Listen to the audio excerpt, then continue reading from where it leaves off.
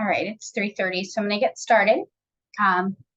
Good evening, everyone. I wanted to welcome you to today's roundtable discussion and the second panel of the Law Student Section Meet and Greet series. This evening's discussion will feature attorneys from the Antitrust Law Section, the Business Law Section, the Corporate Counsel Section, and the Tax Section. They'll be providing you with a better understanding on the experiences, rewards, and challenges they've faced practicing, while offering insight on the various career opportunities available in each of these areas of law. During this live program, participants are welcome to post questions using the Q&A tab or chat function in the Zoom portal. There'll be an open Q&A session after each panel and at the end of the program to ask any questions you may have. Our first section speaking will be the Antitrust Law Section. We have Pooja Patel. Pooja, if you just want to introduce yourself real quick, and then we'll get started. Hi there, everyone. My name is Pooja Patel. I am an associate at Allen & Overy. I sit in New York, and I'm a member of the U.S. Antitrust team.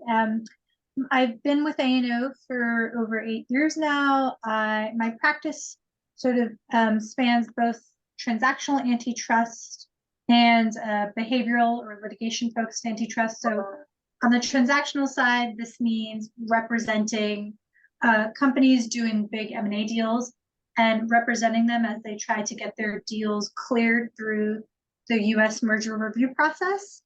On the litigation side, it means representing clients, usually on the defense side, in various civil antitrust lawsuits. My antitrust can also have a criminal element. My practice does not include any criminal work, but that's another sort of aspect of the work if you're interested. I've worked on a whole host of different industries, from tech to financial services, agriculture, retail, consumer. And I guess before I open it up to questions, I'll say the thing I love most about being an antitrust lawyer is our ability to sort of get immersed into our clients' businesses.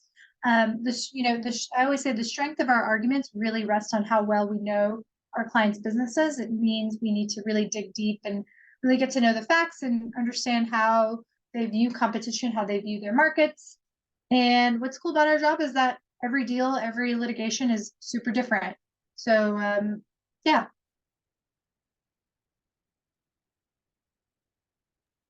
All right, perfect. Thank you. All right, so I'm going to start off with some questions for you.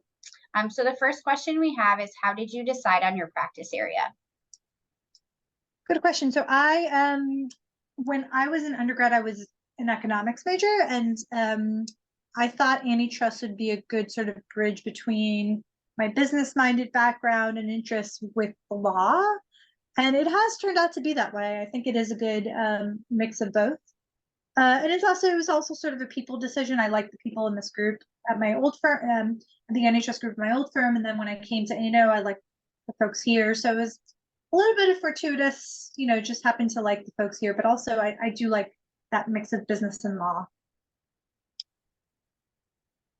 Perfect. And how has this section supported you in your career? So I am a member of the NYSBA Antitrust Section. I sit on the executive committee at the moment, and I've previously served in leadership positions on the mergers committee. What's been really great is being able to just meet other people like me and doing antitrust that do it in New York, because a lot of antitrust lawyers actually sit in DC, but it's been nice to form connections locally. I've made some really good friends actually through the NYSBA Antitrust Section. It's also given me a lot of speaking opportunities at panel events. I've done some pretty neat moderating of events and also speaking. So yeah, it's just given me more market exposure, more opportunities for speaking, writing, but most importantly, it's been the connections. Perfect. And what is one misconception you had during law school about your areas of practice? Oh, good question. I think it was that I was a little nervous at not having a super technical, sort of Excel focused background would be a hindrance for me in antitrust. And while we do use some Excel, the real sort of, economist work or economic work is done by the economists. Most of our big transactions and litigation matters, we will work alongside the economists who will do more of that technical work. So, you don't need to be an Excel whiz to do what we do. What is some advice you can give new attorneys? I think, and this doesn't really necessarily apply to just antitrust, but when you're a junior attorney, I think your big value add is really getting to know the facts of your case, of your matter, really being the master of the details. So my recommendation is just always dig deep. Always really get to know the facts so that when the partner has a question, you'll know the answers immediately. And that you don't need to know the law, but you really need to immerse yourself in the facts. And you'll learn the law as you sort of get more seasoned. Perfect. I'm going to open it for questions to see if anyone has any questions.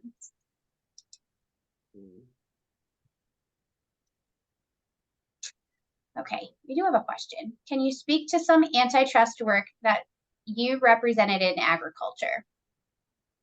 Sure. So I've done a few interesting matters in the space. Most recently, I represented a client in a certain type of fruit. They license and develop IP for a certain type of fruit product, and they were actually acquiring a competitor in this space. So that was an interesting one. I've done deals in various sort of crop products. Some of these deals I just can't disclose because of confidentiality reasons, but the one most recently with the fruit licensing, that's been sort of a deal that's kept me occupied for a good bit of over a year.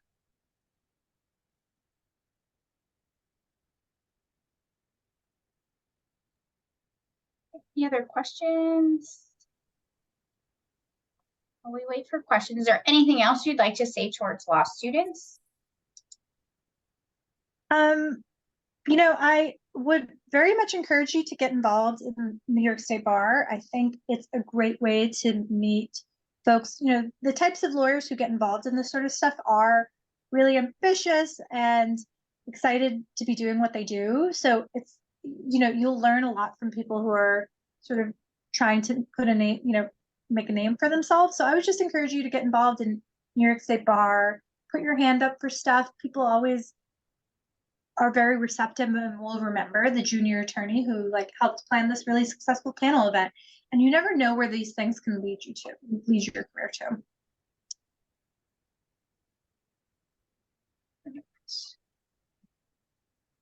Okay.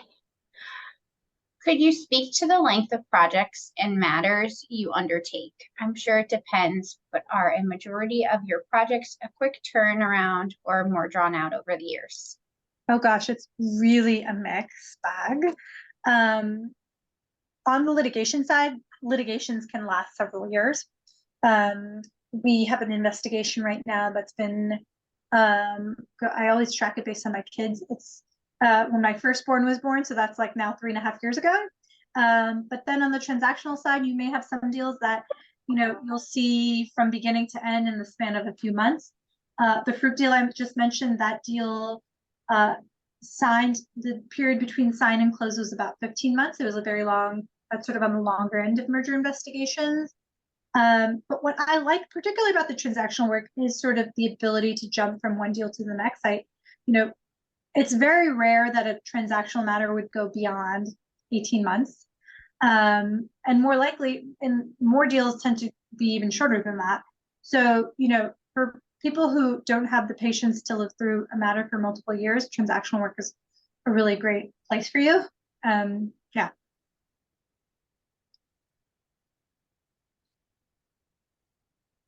How often does your economics background supplement your legal work and antitrust work? Any suggestions to someone with a similar background? It does come, a lot of sort of the legal theories in antitrust are based on economics. So having sort of a fundamental knowledge of some of these concepts, and also, we can, as lawyers, we converse with economists all the time, and economists will go into these really crazy theories and principles, and it is helpful to sort of have a background knowledge on these areas. So yeah, and sorry, there was a second part which now I didn't write down. I'm always bad with two-part questions. Let me see. Any suggestions to someone with a similar background? It says, how often does your economics background supplement your legal Any work in the antitrust? suggestions? People with economics backgrounds, I know, like, in addition to antitrust, any sort of like corporate focused practice, such as M&A, I think would be a good one. Certain types of financing practices. It is, but antitrust is a really great one. If you are into economics, I have that sort of background, it will definitely work in your favor and be a strength of yours. That is something you are well versed in.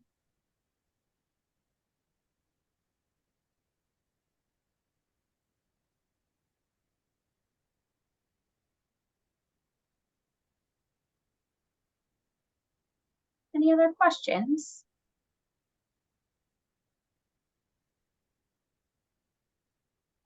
All right, well, thank you guys all for spending the time today. I think, Amanda, hopefully people will have my details. If anyone has questions after the event, feel free to reach out. Yeah, absolutely. Thank you so much for your time. Okay, and will there be another portion for me, or am I free to drop at this point? People are able to ask questions at the end, but if they have any antitrust questions, I can just email them to you. Okay, great. Thank you all.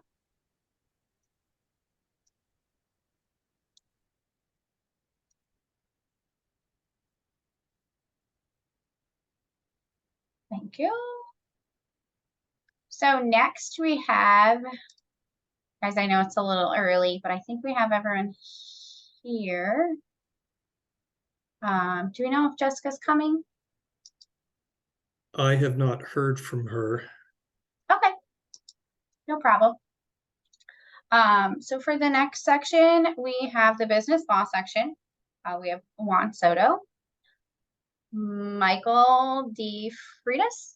That's right. Hey, and Sarah Gold. Thank you so much for taking time out of your guys' day to talk to us. Let me just go ahead and get you guys all in here. All right. So we'll start off with the first question. So first question is going to be, how did you decide on your practice area?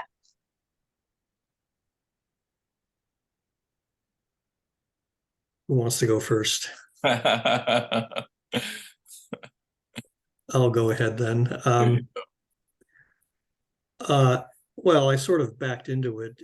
Got hired into a big law firm straight out of law school in corporate law at a time when the firms were hiring in that area and doing a lot of M&A. But looking back on it, I realized that I, in fact, gravitated towards corporate law because I really, really liked the contract law courses and UCC courses I took in law school.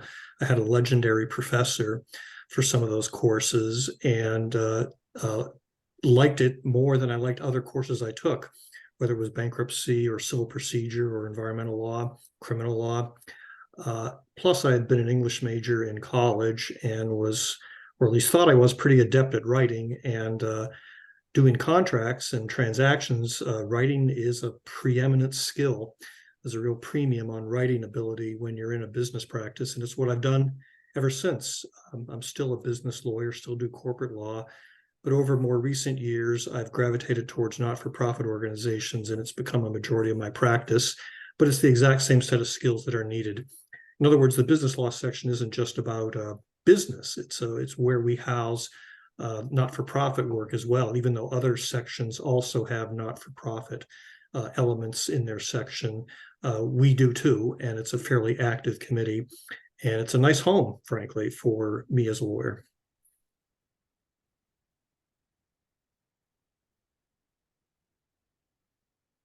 Sarah, unless you want to go, I guess I'll follow up.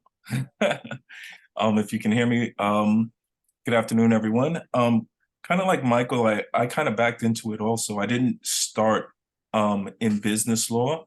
I took a position right out of law school at the Bronx District Attorney's Office, which happened to be my hometown. I was studying securities regulation pretty heavily in law school, and probably would have never taken that assistant district attorney position, but for it being in my hometown, and probably wouldn't have stayed nearly as long as I did, 14 years, but for the fact that in year 2, I got promoted into the investigations division, specifically the economic crimes and technology. And that kind of helped spur me on for the rest of my career. It was in that division that I was exposed to a lot of different types of businesses that were defrauded, and different types of financial crimes that made me realize that is exactly what I wanted to do. So from there, I left and went into a private fund, and that's where I joined NYSBA, specifically the Business Law Committee. Not having 14 years of experience at a private fund and doing securities regulation, one wonders, well, where do you get that support? Where do you find that network? How do you get exposed to individuals in the practice? And the business law section was exactly what provided all of that. I joined the private investment funds committee and the securities regulation subcommittee, and was able to meet a lot of people who helped me while I was at that private fund. Upon leaving that, I started my own practice, and every time you realize that you're going to undertake something new, a new type of area of practice or a new type of client, I found that the Bar Association, and specifically the business law section, had an incredible talent pool in that area that was able to be a resource for me and able to take on that client or springboard me into that new area of practice. So kind of backed into it that way, eventually ending up where I always wanted to be, but kind of taking a long route there. And that leaves me. So hi, I'm Sarah Gold. I'm the upstater in the group. And well, no, Hey. Michael is too. So Buffalo. I take that back. Yes. So my career path wasn't quite as smooth, to say it mildly. I started out from law school in hedge funds. And you might say, but you're in Albany, and I'm go, yeah, that's what made it weird. I was in hedge funds just before the market fell out.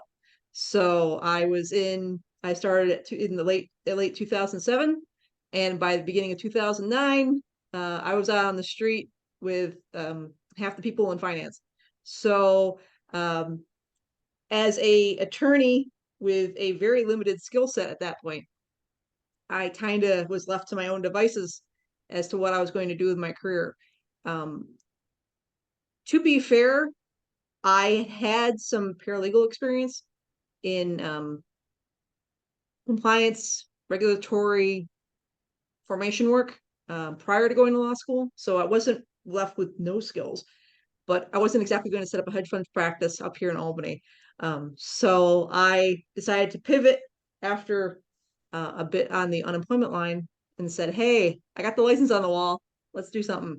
And that something was hanging my own shingle and becoming a small business attorney. And staying on the transactional side of things, which makes things a little interesting. I do not do litigation. So, and it's kind of an untapped thing around here, to be fair. A lot of people do, breach of contract and things like that, but they don't necessarily do the, how do you set up the business, kind of the holding of the hands of the people who are starting up, both on the for-profit and not-for-profit side. The not-for-profit side came later because people were asking me the question. So in my own practice, I've been able to use the section as a resource for me when I have gotten myself stuck, so to speak. Occasionally things come across my desk I have never seen before. And I've been at this now on my own for 12 years. So, that's when you pick up the phone or you start sending out emails to the people in the section that I know and say, hey, I know you do this. help. Because I can't just walk down the hall and talk to somebody. I am it. So I think for me, the nice thing about being involved in the section and having been involved in the section since I started my practice, is to have that resource everywhere, throughout the state. And to have the ability to say, hey, you know who I am, could you help me out here? I'm not looking for you to draft the thing necessarily, but I just need to point me in the right direction and I'm off to the races. And as for, a one-person shop like myself, that's super valuable. Because I've been known to say on, even on phone calls with clients, I do not know the answer to this question, but I know I have colleagues who do. Let me get on the horn and find out the answer. And clients seem to appreciate that. So. Perfect. So a lot of you guys answered this question, but how did this section support you in your career? Well, if we're going to keep on going around the circle, well, it's easy to say things like, you get referrals and you get sources for advice, like Sarah was saying. But it's more than just picking up the phone. And the way that helps, the way that the things that Sarah talked about has helped me is by participating. It's not just being on a list. It's not just getting a bunch of emails or doing the occasional CLE with a whole bunch of other people at the same time. It's working on committees. It's doing bar association projects. And there's lots of projects that we have in the Bar Association, legislative, task forces, all kinds of interesting things going on. And by working on those things is how people get to know you and get to know what kind of work you're capable of and how smart you are. And it's not that you're there to show off, but when you're doing that kind of work, people see what you do. And that's how you tend to get the kind of calls that Sarah's talking about, because some people get to know what your capabilities are.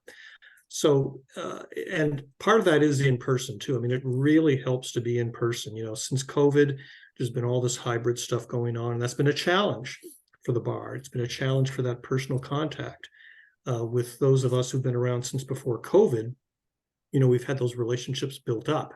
To step into it now is going to be more of a challenge, I think, to get that same sort of interpersonal connection. But it's the interpersonal connection that is the basis for, the benefits I feel I've gotten from the bar.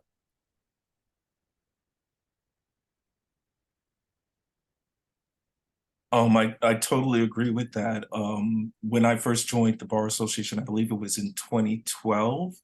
And then going into that very first meeting, seeing all these faces that I didn't know, it was the collegial social atmosphere that made me feel so comfortable to ask the more in-depth questions, or when there was an emergency, like Sarah says, when you're a solo operator, the buck stops there. You have to be able to have the answers for all the questions, and to be able to reach out to people who were significantly more experienced than I, who actually ended up being more of a mentor in addition to a friend and a colleague, was invaluable. I think that when you're a solo practitioner, the network that you have to be able to reach out to a wide array of expertise is something that just cannot be understated. So I think that personally, I've been an attorney for over 20 years now, but I still feel like the baby in the room all the time, somehow. And I happen to love it. I like being the youngest and the dumbest in the room. And that's usually the case. An incredible amount of people that just have so much knowledge. And the in-person, I just want to re-emphasize that as soon as you have the option to be in person, utilize that option, because there's so much more you get from that interaction than you'll ever get on Zoom. So. To reiterate what everybody's just said, I kind of want to back it up to how I originally got involved. I came to the section from the Young Lawyer section. I had thrown myself on the Young Lawyer section when I was unemployed, and unlike the Business Law section, which is purposeful to the practice of business law, and it's very sundry,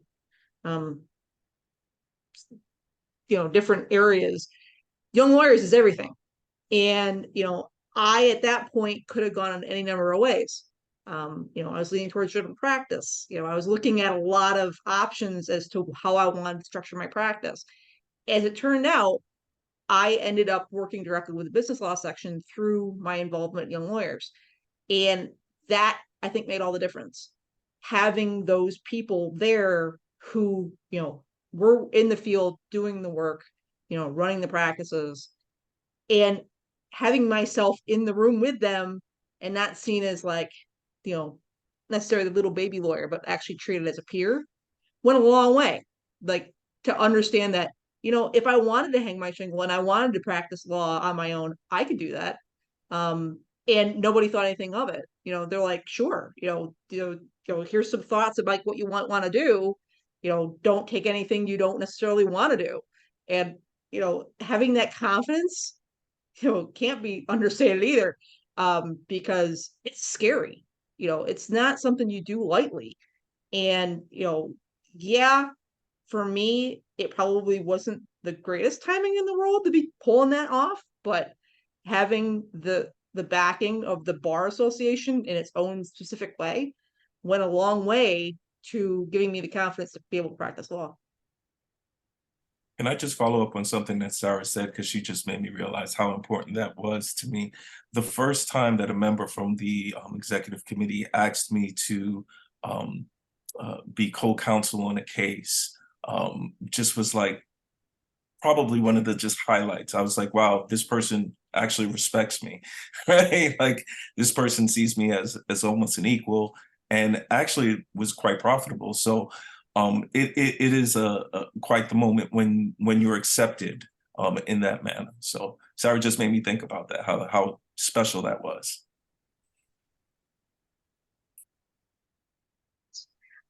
So final question is, what is one misconception you had during law school about your areas of practice?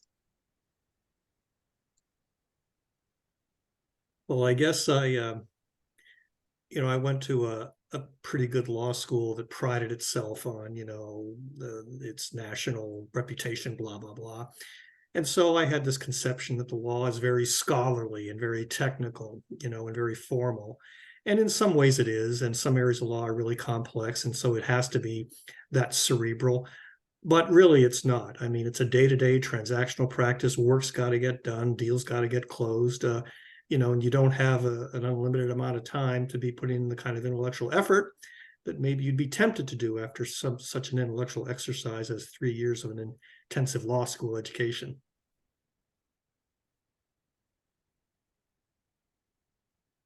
I totally agree. Coming out of law school, but then going into, now obviously this wasn't into the business practice area, but coming from law school and studying at a scholarly level, then getting dropped into criminal trials and doing litigation was quite the shock, so to speak. And then another shock was going from that, from a prosecutorial side, to working at a private fund and doing HFT, and then all the different things in those transactional deals. And then again, the next shock, going out to private practice on your own and spending quite a bit of time doing things that you thought you would have paralegals and support staff, or you used to have them doing, and now you're doing a lot of it yourself. And you're used to writing a law review article and just trying to figure out, how do you do this affidavit of service? Like, why am I doing this, right? So I think the perception changes constantly depending on what you're doing. And mine has changed quite a bit over several years. I mean, I think for me, it was a little different, only because I was paralegal before I went to law school. So I had crazy skills, doing things that lawyers don't necessarily do on a regular basis. And believe me, I was able to use all of them when I started my own practice. I joke that all of the jobs I held through high school and college led me to this moment. And that includes counting frozen food.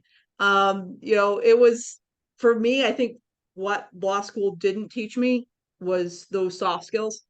You learn all about the law, and you read a lot of cases, but it's having that like one-on-one with a client who isn't exactly happy with how things are going, and you're trying to manage expectations. That's, the practice of law is secondary to the actual like day-to-day work and having that one-on-one with clients. To be fair, in my hedge fund work, I never saw anybody in 2.5 years that I worked there. All of my deals were done over the phone or by email. And it's one thing to have that dynamic. It's another thing if they're sitting across the desk from you and having that conversation. So I think for me, I think the biggest disconnect was, as a paralegal, I didn't have that necessarily personal client connection. I did when I became a lawyer. And to be fair, that's part of the bonus of being my own boss and being able to pick and choose my clients. But it can also be, those things where you get off the phone, or the person leaves the office and you want to bang your head against the desk because you're like, what is happening right now? So I tell my friends, like, there are days when I come home like, I was a lawyer today. There's days when I come home and go, I was an accountant today, because there was no lawyering going on at all. So yeah, law school doesn't prep you for that. Perfect, thank you. So I'm going to open it up for questions. While we wait for questions, is there any specific advice you'd like to give law students?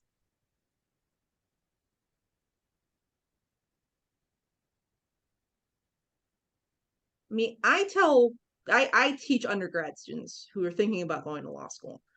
And I always tell them, don't necessarily go into law school with a preconception that you're going to be a certain type of lawyer when you come out. Yeah, I mean, there are some people who are like, I'm going to do XYZ, and they're, come hell or high water, that's what they're going to end up being when they come out. Majority of us are like, whatever happens, somebody gives you a job offer and you're off to the races. And keeping your options open and don't preclude yourself from things, I think goes a long way to possibly a very rewarding career in something you may not have even realized was a thing.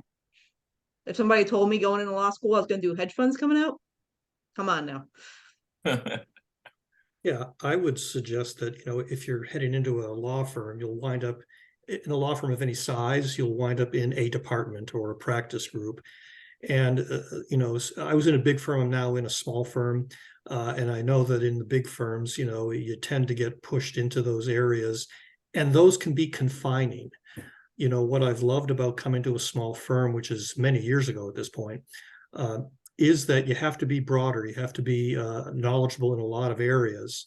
I'm often across the table from a bigger law firm that may have 19 lawyers on the transaction, and my firm has 2 lawyers on the transaction. And we can do that because we have become broader in our experience.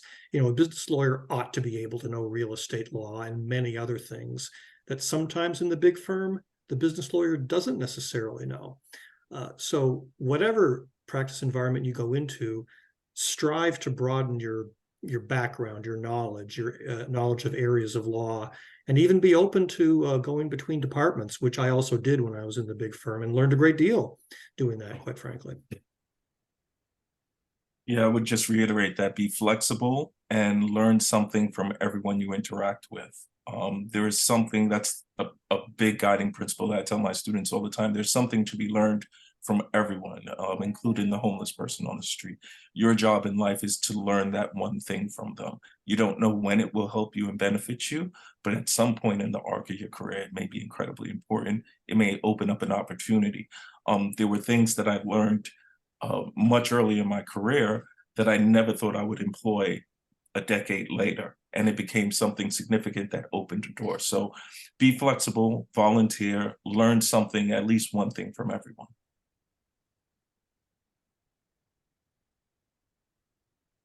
Any questions?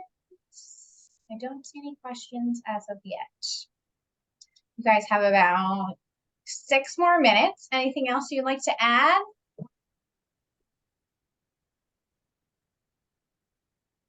Well, I guess this will sound like a pitch for the Bar Association, and the same goes for county bars, by the way. I think it's good to be in your county bar, or if you're in the city bar as well. And that is that that broadens your experience. And I'd say the same thing for serving on boards, by the way, which is something we didn't touch on. You know, it gives you a much more so perhaps than you can do in your firm. You know, working with the bars or serving on a board will give you a broader exposure to a lot of things that you may not pick up within your practice experience.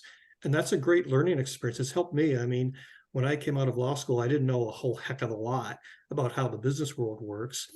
And by getting more involved in more than just the transactions handed to me, I felt like I began to understand the world that my clients operated in. And so the more attention I devoted to broadening that, the better a lawyer it made me. You know, so it's not a waste of time to be putting non-billable hours into things like bar associations and board service. It really is a feedback loop that in turn benefits you in the practice, or at least it did me. I think if you do it with intentionality and focus, it'll happen that way. It doesn't have to be a waste of non-billable time that, you know, suppresses your year-end numbers.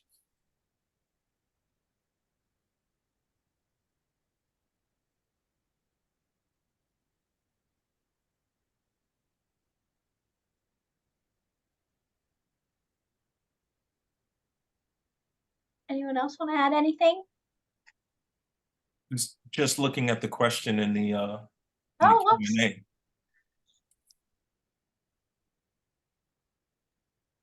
Are students able to serve on boards or have deeper involvement within committees despite not being lawyers yet? If so, how should we go about it? Don't we offer law student memberships, Sarah? We Absolutely. do. And to be fair, a lot of the sections and or the bar committees, which are a different entity than us, but still within the bar structure, particularly when they're putting together reports, have been known to tap students who are involved in that group or in that section to assist, and they get their name on stuff. A lot of the sections also do writing competitions with usually cash prizes. So if you're putting together your note, or even if you're just doing a writing assignment for, like, you know, your writing requirement, think about, you know, being able to, you know, use that for possible monies, because monies is good. Yeah, I'll pitch our business law journal. I mean, we do have a writing competition, and we broadly solicit articles for the business law journal, and the articles are quite good articles. They're sophisticated. You know, I'd encourage you to check that out. Perfect. Thank you guys so much for your time. We appreciate it. Thank you.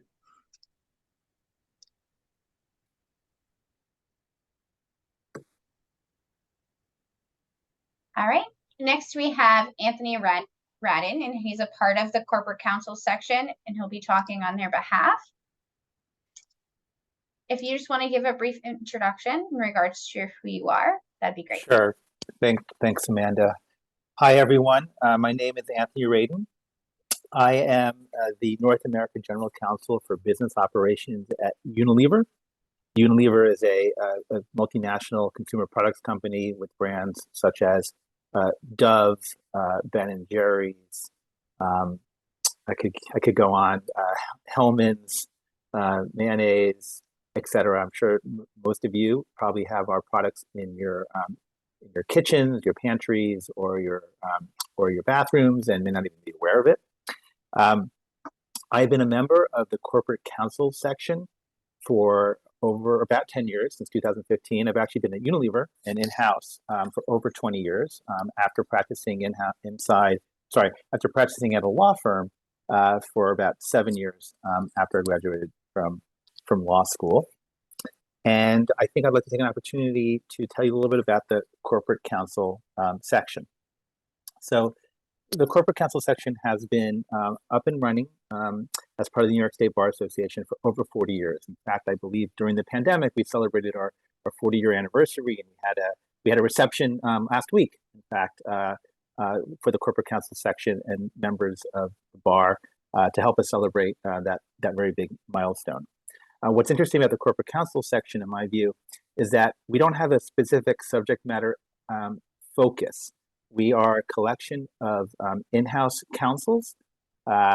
We also have external law firm members who support corporate counsels on a day-to-day basis.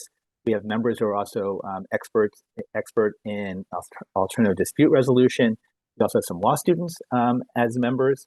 So we have a range of industries as well that are part of our executive committee, for example. So I'm a member of the corporate counsel section executive committee as well, of which I've been a member for 10 years. And some of the companies on our executive committee include Foot Locker, Unilever, Deloitte in the past has been represented. Pharmaceutical companies, PepsiCo has been represented. Salesforce has been represented. Macy's, etc. So we have a nice array of attorneys, financial firms, insurance firms, etc. And we have a number of offerings that we provide to our corporate counsel section members that we believe provide value to those in the corporate counsel community and to private practitioners that support the corporate counsel community. So those programs range from educational programming and networking, such as what we call a corporate counsel institute, where every other year we put on a full day CLE for topics of interest to in-house counsels.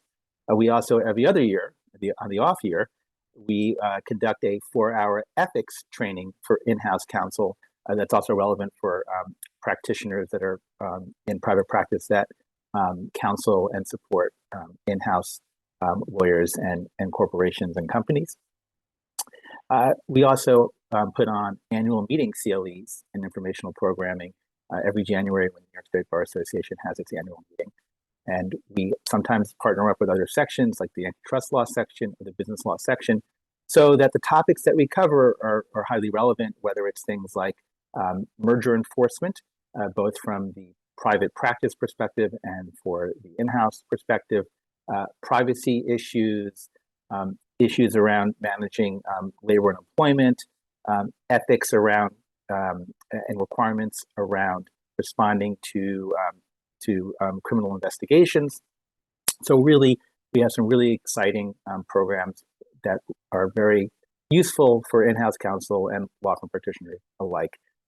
We also have informal lunch and learn webinars. This year and last year, I should say, we had a webinar on ESG ESG compliance, which is a growing topic and highly relevant in today's world. We also had a webinar this year on how to succeed as in-house counsel, where we had representatives, including myself, representative from Foot Locker, and a representative from a sort of pharmaceutical company, talking about their transition from being a law firm lawyer to being in-house and the challenges and opportunities they saw as they transformed from outside counsel to inside counsel, and the skills that they developed along the way and the development opportunities and challenges that they experienced. Another signature program of the corporate counsel section is our diversity internship program. It's a wonderful program. It's been around. We've actually been, I think, doing the program since 2006. And so we are able to attract corporate sponsors and some nonprofits. And we actually partially fund 2 internships with nonprofits, where we look to have nonprofits and companies hire for a summer internship students at accredited New York law schools. And it's been an extremely successful program. Not only do law students get to learn about what it's like to be in-house and potentially choose an area of interest in terms of the companies that they apply to and get their internship, but they also get to network with each other. They participate in informal gatherings, lunch and learn seminars. And in fact, some of our interns that participated in the program have come back to join the New York State Bar Association's corporate counsel section and have actually been members of the executive committee of the section. So really, they also give back. It's also really enjoyable for me because I'm actually one of the sponsors and I have an intern every summer And it really gives me an opportunity to be a mentor. And basically, I also get to have some reverse mentoring because the interns are first and second year law students. So I get to learn about what they're learning in law school, how they're learning, how they're using technology, and their expectations for practicing law, which may be different from mine since I graduated from law school about 30 years ago. So it's actually a really big benefit for myself as well as being a part of that program.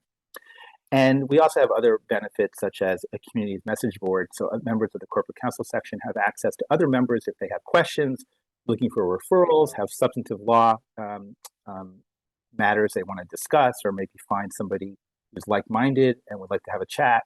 So it's a really great way to connect with people that have common interests. And then we also have a publication that we call Inside, and we publish that 2 to 3 times a year, and we have articles of interest to the in-house community and to practitioners who support the in-house community. And then we also have the opportunity to participate in the bigger New York State Bar Association activities, including membership on the House of Delegates, in which issues of greater concern to the New York State Bar Association community are discussed and debated, including potential comments that we want to give to in the event there's any rule changes that courts are considering that would apply to lawyers, or legislation being proposed, or the internal operations of the New York State Bar Association itself. We get an inside view of what are the issues of concern, and the corporate counsel position is able to take a position from a corporate counsel perspective on our view on some of those changes and what direction the New York State Bar Association should take in connection with potential proposals. We also have committees established within the executive committee for these programs, and you don't have to be a member of the executive committee to be on the committees. And it's a great way for non-executive committee members to get to know the corporate counsel section and participate in the area of their interests. Whether it's the internship program, educational programming. We also have a pro bono committee. We have a technology and media committee. So we have other focus areas where we find that participation by committee members can be really valuable. Again, networking opportunities. We also learn from members on those committees about what they're doing, what are hot topics for them. So for me, and I've been on this committee for 10 years now, and I've been a member of the section for 10 years now, I've learned a lot, especially going to the CLE programs, the Corporate Counsel Institute. And the most rewarding aspect for me has been participating as a committee member for the Diversity Internship Program, and for the last 5 years, having an intern that I've been able to mentor, and I've been able to show what in-house is like, and give them an experience that's unique.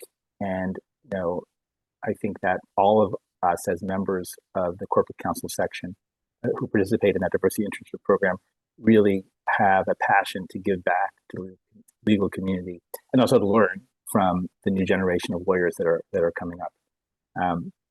And then finally, another benefit of being a member of the corporate counsel section is that we participate with other sections on putting CLE programs together. So we get to interact with really interesting panelists, whether they are subject matter experts, professors, members of law firms, or other senior in-house counsel.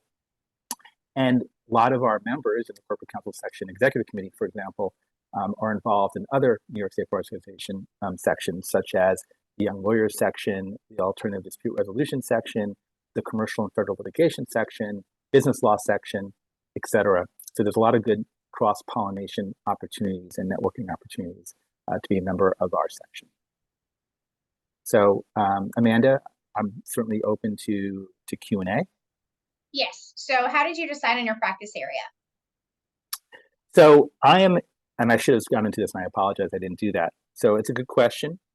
I am the general counsel for business operations for Unilever North America. I don't know if I made that clear. And so what that means is that I support our supply chain functions our procurement function and our customer operations function. Basically, all the things that are necessary to actually get a product on the shelf that you can buy either on Amazon or in your retailer. I don't work on and support marketing activities. So I really have a transactional governance and compliance focus. I do not manage things like active litigations, employment law, or marketing claims and FDA regulatory, for example. And the reason why I chose this area of the law is I really like to be a consensus builder and help our clients find a pathway towards meeting their business goals. And the corporate transactional practice area, which leads into these other areas of compliance and governance and delivering more and impactful legal services to help the business actually succeed and prosper, is something that was very attractive to me. And I originally went to Unilever in the year 2000, following 7 years doing both litigation and corporate practice in a private law firm. And I discovered that I had some great experiences being a litigator at a corporate law firm, at a commercial law firm in New York City. But it didn't suit my personality interest. I really felt I wanted to be a more collaborative person. I wanted to find solutions, and that's why I went into corporate. When I went into the corporate law, I really liked what I was doing. I liked doing a lot of the kind of M&A work, private equity work that I was doing, but I really wanted to try something different and work on and work with business people and companies that were tangible in terms of giving people benefits in their daily lives, and where I could apply my skills and use my skills to work for a company that I believe in. And Unilever, for example, is a company that I joined because of their importance to everyone every day across the globe. And I happened to be at Unilever during a time when Unilever was a thought leader when it comes to corporate social responsibility and putting sustainability at the forefront of its business model. So I love Unilever's values, and I like the fact that I am helping our business teams deliver for Unilever, meet those values, and also be successful in in winning in the marketplace. I hope that answers your question, Amanda, with a little bit of a long-winded explanation. No, thank you so much. So the next question, you kind of answered it, was how has this section supported you in your career?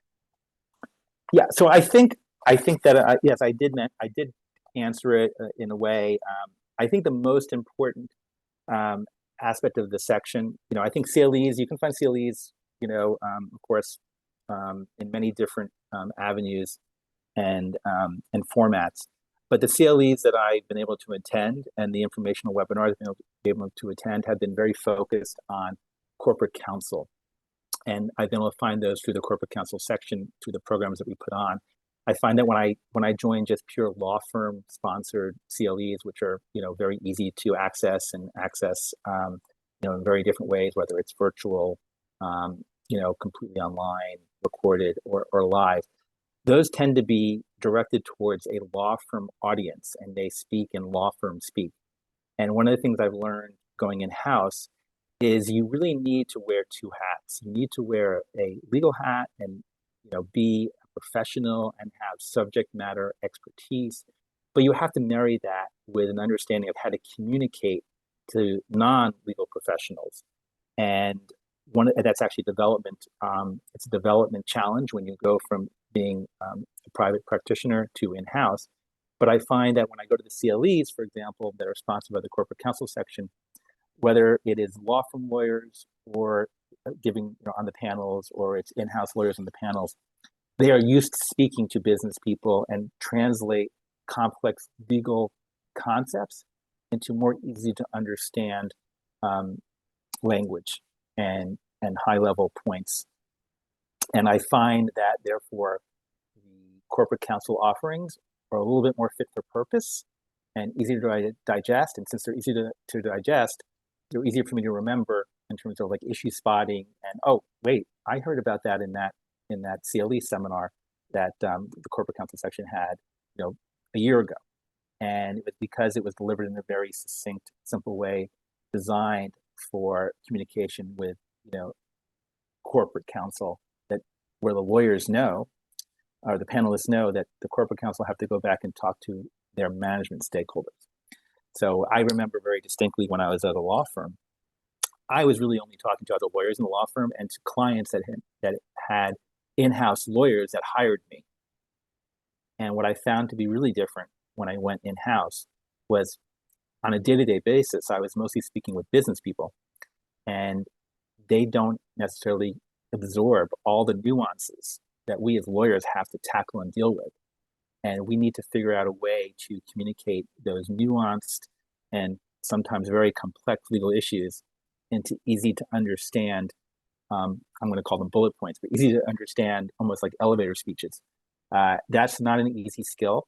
It's not something that you can pick up necessarily the moment you walk in the door, but as you hear your colleagues in the in-house community, or practice it, or you have opportunities to deliver messages to business people, you start to learn how they like to communicate, and they will ask you questions. If you're too technical or too drawn out, they will ask you questions that really get to the real nub of the issue. So it's one of the things that I've learned as being an in-house lawyer that you need to develop, and the corporate counsel section has definitely helped me with developing that skill. Perfect. And what is one misconception you had during law school about your area of practice? So, my area of practice, is very broad, and I think the question I'm going to say it a little differently, which is why is in-house different from being a law firm practitioner? So, from my point of view, when I was a corporate counsel, when I was when I was at a law firm, and I was practicing transactional law, M&A, private equity, joint ventures, really interesting work, but you really get to be a very, very expert and practiced at those deals. And what I find when you go in-house is the challenge that you have in a particular day is completely unpredictable, because it just happens to be, what is the business challenge of the day? Now, there are some projects that are long-term, so you know that they're on your plate and they may take 4 weeks, 6 weeks, 12 weeks to complete. And so that's not a surprise. But I get the most interesting questions that come up that I'm not expecting, and you have to think on your feet. You have to apply kind of like basic legal principles, and then give your advice and counsel kind of on the spot. And you have to learn not to be perfect. And I think that's the biggest difference when I was in law school and when I was at a law firm. It was really ingrained in me that, before you give that answer, make sure you have just scrubbed everything and you've uncovered every rock. And when you give that advice, you're, 99% sure that it's the right advice. When you're in-house, you don't have that luxury. We always talk about like the fact that we have to apply our legal knowledge and legal expertise and know that we're going to give advice based upon imperfect information. And so unless there are matters that involve literally, high risk activities such as potential, legal violations, ethics issues, business integrity issues, we need to make decisions on an 80-20 basis. Whether that's about like, what do you recommend for contractual clauses, or in a negotiation, what's the best position for us to take during a heated negotiation? Is there a legal issue arising from a particular negotiation point? You have to just apply your general knowledge of the law and your experience and make a decision right there and there, and just reserve kind of like the being perfect piece to a very, very limited set of circumstances. And it takes a while to get used to that. And it's one of the things that I think, as when you go from being a law firm lawyer to being in-house, especially at a large company like Unilever, that really has a lot of complexity, you have to start to get comfortable with being able to give advice without having perfect information and maybe not being 100% correct. And you also have to do it in a way that takes into account the business objective, right? So you have to really define what's the business objective, what's the legal risk, what is the impact of legal risk if we incur potential liability or we get it wrong?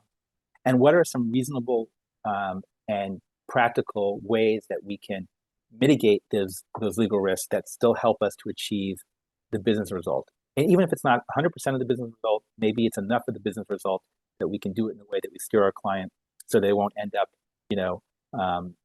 being battered by unexpected and unintended legal consequences. And that's a challenging part of the job. It is also a fun part of the job because you get to wear both hats, the business hat and the legal hat. And to me, I was in law school and in-house when I was at the law firm. I didn't really appreciate how much I would be having to put on that business hat while I was delivering legal advice. So I think, Amanda, that's up to, next question if there's one. Well, I'm going to open it up to the audience to ask any questions if they have any. In the meantime, what is some advice you can give law students? So my advice for law students is, first, try to get as many different experiences as you can, because defining what you want to do in your career is not necessarily obvious. And being able to try different practice areas, whether it's, a summer internship at a law firm where you're able to work in different departments or sample different types of activities, or potentially work for public interest for a summer, potentially work in-house, it would give you a really good grounding to understand what makes you tick. Get involved in law school. Look for affinity groups where you have common interests. Make sure that you continue, to network both within your affinity groups and with, outside. And especially if you have had an experience as a summer intern, summer associate, et cetera, try not to kind of keep that in a box and say, okay, I did that for 10 weeks and now it's over. Like, if you've made connections during that time, really, keep those connections and foster those connections, because you never know if those connections will be useful to you in the future in terms of just knowledge sharing. Most importantly, you may end up working on the same, you may be working on a matter where they're involved, or they may have an experience in a career path that you didn't think about. And therefore, I think it's just really important to have an open mind. And the other thing I will say, and law students probably have an edge on me, is embrace technology.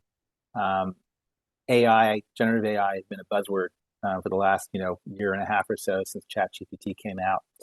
And I can tell you that law firms and in-house legal counsel are looking hard at how we can use generative AI. But one of the things I've also learned about generative AI is that so far my experience has been, and I have done some pilots and proof of concepts within my company, it's not about replacing lawyers. It's about making what lawyers do more impactful and more efficient. And that's the way that I look at it now.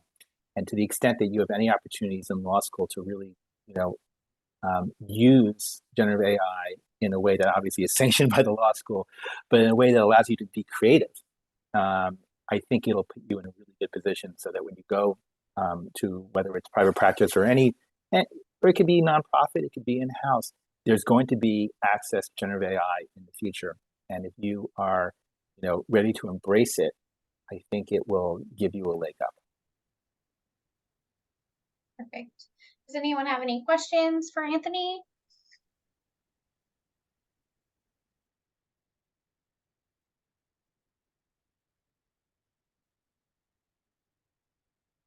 Well, I'll just make one final, if there's no questions, I will make just one final comment that I don't think I would have thought that I would have been a, in-house counsel at Unilever, same job, not the same job, at the same company for 23 years or so.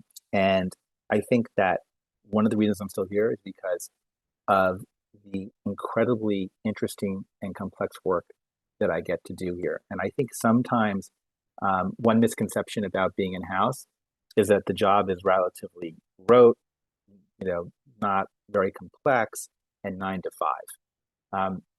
So it is not any of those.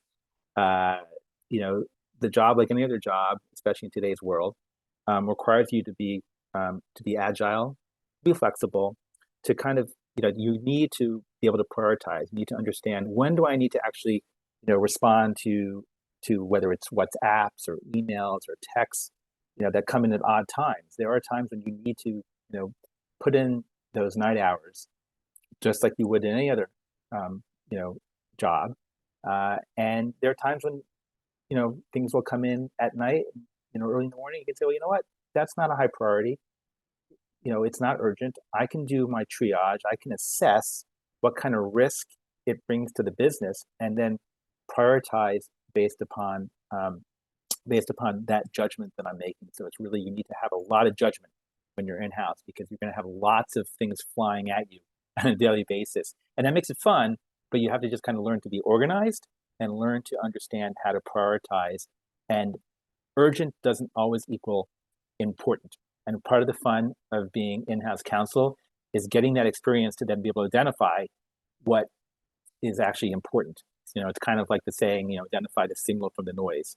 There's a lot of that when you're in-house. You get tons of emails coming in on all sorts of different topics, because you're working on, 20, 30 things at any one time.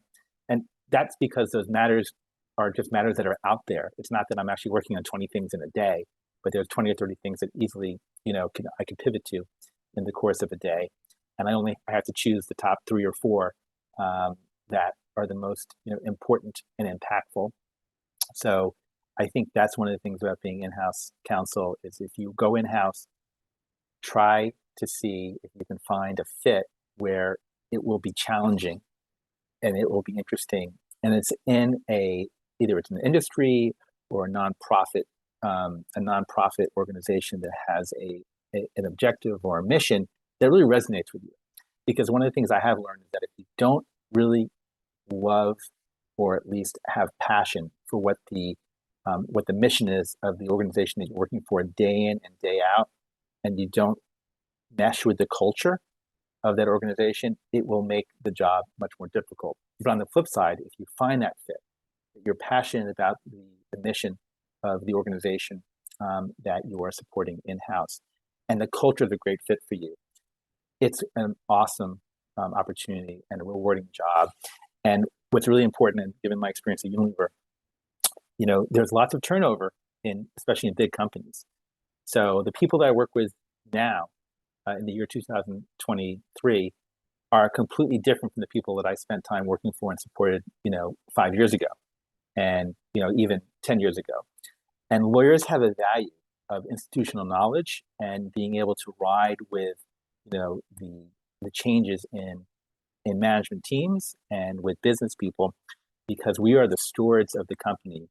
We are responsible for making sure that whatever the mission of the company is and whatever the business goals are, we're keeping that boat heading in the right direction, keeping it away from the rocky shores. So, it's a really great opportunity, and it can be a lot of fun. There's definitely some, stress involved. Like any job, there is stress involved. And it's not 9 to 5. It can be, but, if you work for, bigger or larger organizations, it tends to be, just a more full experience, where you get to really use your brain throughout the day. But having said that, I will also confirm that my experience, at least in my job, is, I don't work what I'm going to call law firm hours. They are reasonable.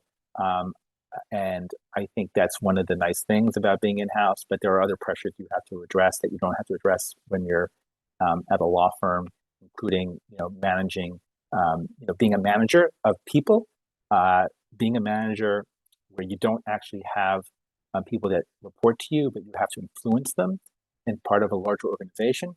Those are all some great skills to develop, because they're useful both inside the in-house experience, but also useful just in the world. How do you communicate and influence others that actually don't have to answer to you, but for which you need them to collaborate with you to achieve an objective? And you learn that when you're in-house. Perfect. Thank you so much, Anthony. You're very welcome.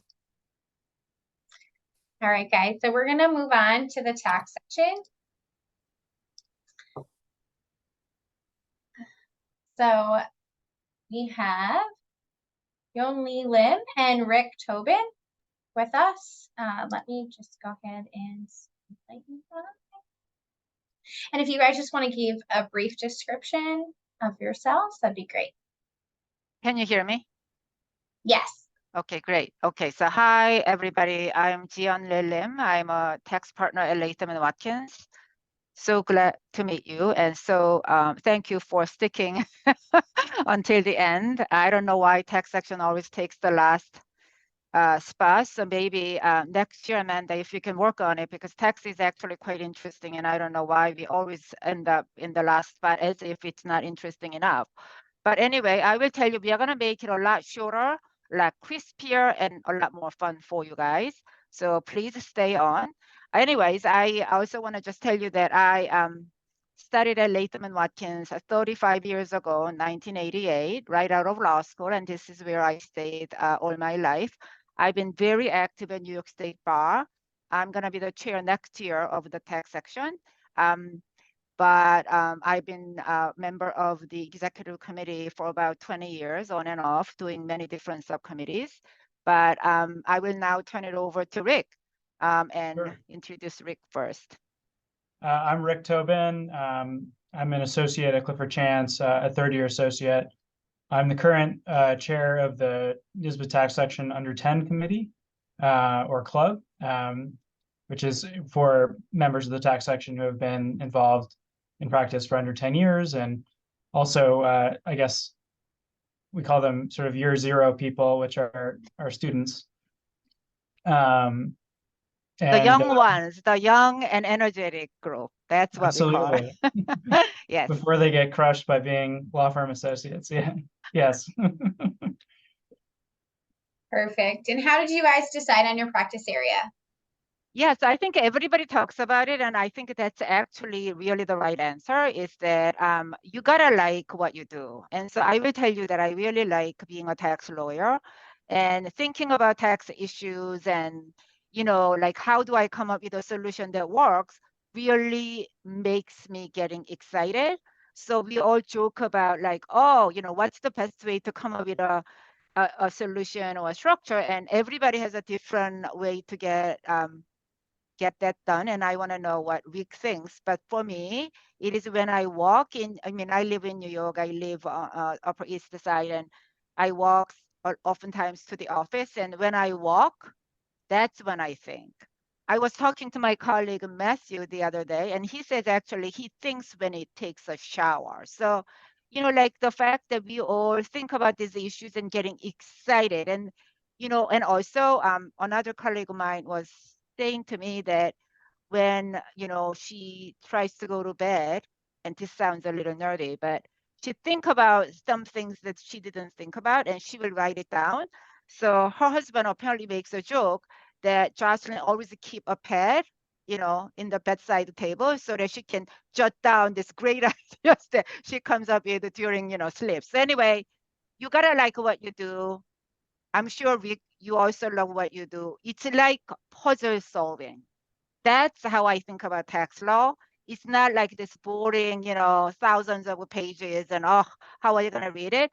Absolutely not. It's like knowing the rules and how do you really make them fit to find the solution. So, Rick, what's your reason for being a tax lawyer? Sure.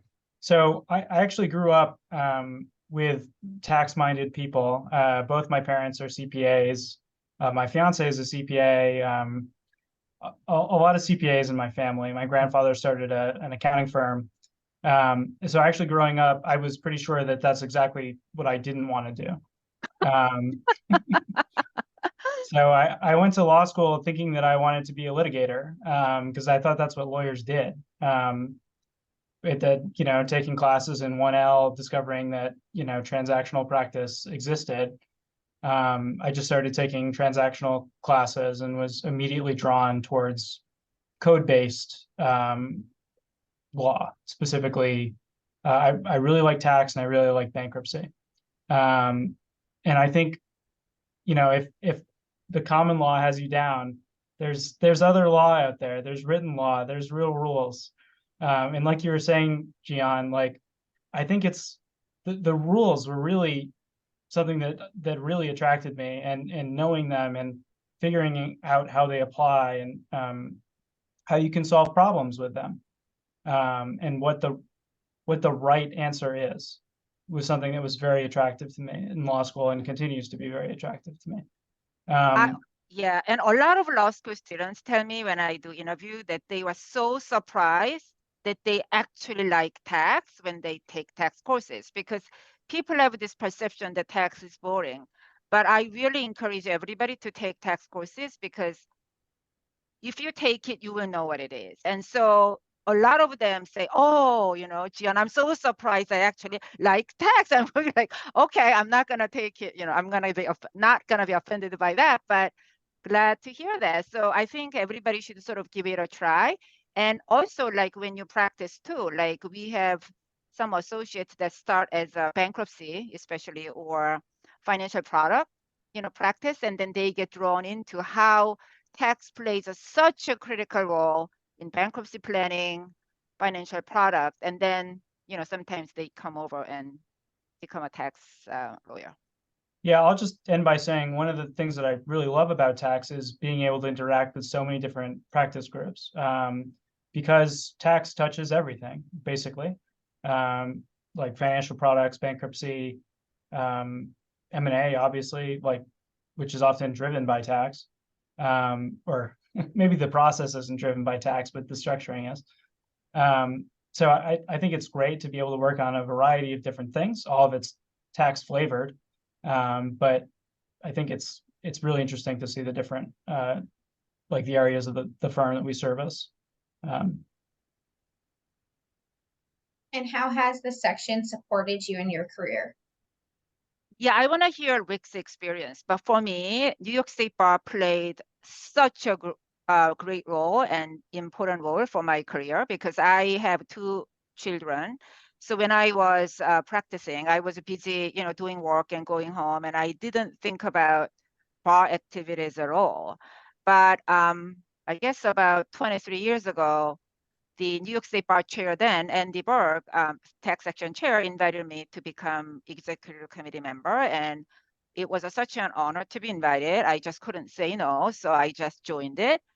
And that opened the door for my new chapter. I cannot even tell you how much I really appreciate Andy just pushing me to that area, because, like, you are busy, you have your family, and you say, oh, come on, like, I can't really take on anymore. But I was introduced to all these other amazing tax lawyers right in the city, and you meet with them and you discuss the topic together, and then you write report together, and that kind of working together really bonds you with all these practitioners at so many different law firms, and you become a family. New York State Bar tax section has such reputation. It's like a gold standard. We set gold standard in a sense that when we submit our report about, new proposed regulations came out, and there are many, many different groups writing comments to the government. But New York State Bar has such a high standard, and we never lobby for anybody. And everybody gets together to write the best report and the most, well, how should I say, the most well-balanced report for the government, so the government can consider that the government, I mean, long time ago when we didn't have, any of these fancy email and anything, that when the report was mailed to the IRS and Treasury, they would make 50 copies right away so that it goes to everybody within the IRS and Treasury, because they knew, all right, this is a bar report from New York State Bar. Everybody now has to read it. So we had such a good reputation. So what that then mean is, if you have to work on the report, you have to work that hard. The first report I did, I spent about 400 hours working on it. Like, it was such a job for me, and I almost like gave it up. But since then on, and then of course you work with the other people. So that really sort of gave me sort of a new family within tax section. And so I know everybody, you sort of, yeah. So then when well, how does that happen? Of course, then I become more famous, right? Because everybody now knows me. Oh, she's the one who wrote the report. And then also when you work on a transaction, you get on a conference call and I talk to so-and-so from another law firm and they know me and now you know them. And, that kind of friendship, I guess, makes the job easier. And, we just want to get to the right result. And so anyway, I mean, it's all good. Rick, what's your experience so far as Sure. on the 10 chair? I agree. I mean, just first of all, like I look at NYSBA reports a lot in my job. Like they are very important, like and helpful pieces of like almost authority. They're not authority, but they're about as close as you can get. And so I reference them a lot, especially where the government hasn't been that great about writing rules. But then, yeah, I think one of the great things about transactional practice more generally is that it's less adversarial, it's more collaborative. And I think the community that the tax section has built, and it just helps that so much more, knowing the people that you're across from, like having a relationship with them, I just think it's super helpful. And I've been blessed to meet a lot of really great people from the tax section. And it's also, it's just great to connect with people that do the same job as you at a different firm and like hear how things are different or the same. Everyone has kind of the same gripes. I like to complain about a certain code section, 1446F, which won't make much sense to anybody on this call, but yeah. Everyone has kind of the same issue sometimes. So it's I also hate 305. I hate 305, but whatever. Yeah. Perfect. All right. So the next question is, what is one misconception you had during law school about your area of practice? I mean, I guess, said it. I guess tax somehow has this notion that it's sort of boring and, not interesting. And I think it's just not true. So I think that's really it. It's really interesting. It's really like a puzzle solving and, very analytical. I think a lot of people think tax lawyers do a lot of math. I don't think there's very much math at all. And if it is, it's like at a first grade level. It's like addition and multiplication, maybe some division every once in a while. Right.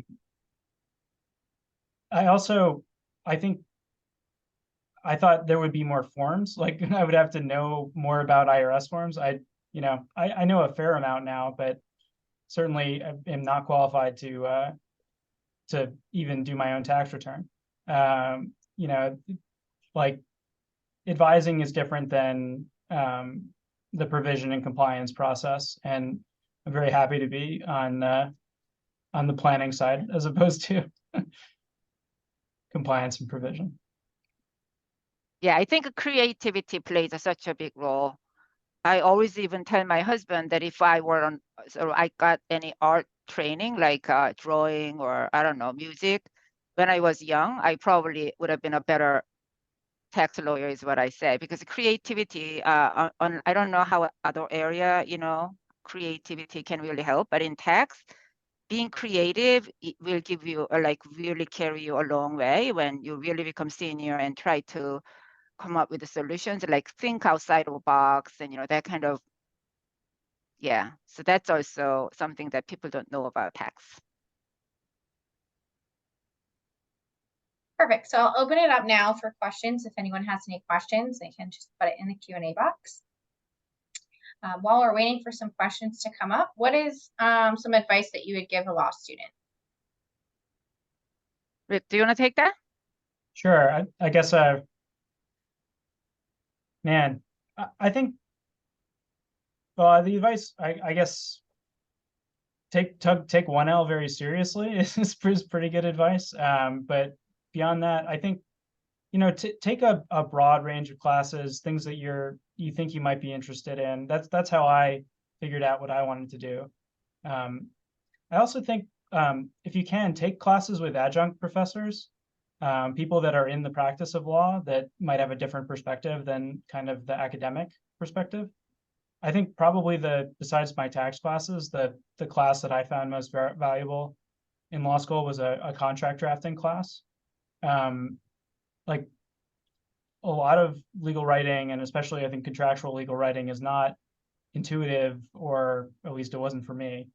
And so I think you'll get a real benefit out of taking a class like that. And I guess further to that point, I wouldn't,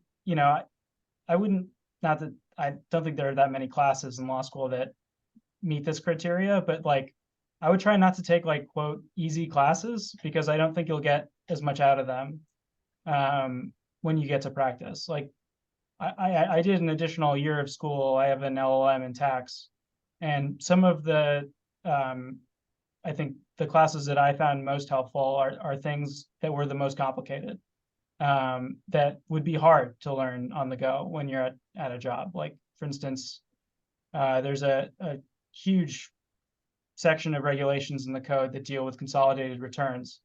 And I'm so glad that I took that class at NYU, because there's just so much. It would be almost impossible to even have like a basic framework of the rules without having taken a class.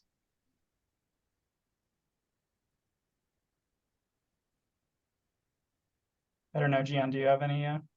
I think the career, maybe what I can say is, now that I've done it for 35 years, I can say that the career is really, really long. So I don't think, you need to rush to be, and just take a long-term view in approaching anything. So, Does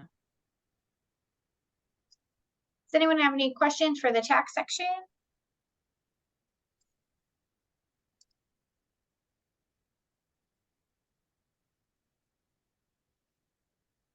Any questions, guys? So you're off the hook. Okay. Thank you so much for your time. I appreciate it. Thank you, Amanda. Take care. Thank you. Bye-bye, everybody. All right, guys. Thanks so much for taking part in this program. Here is the upcoming meet and greets that we have going on. This will conclude our program for today.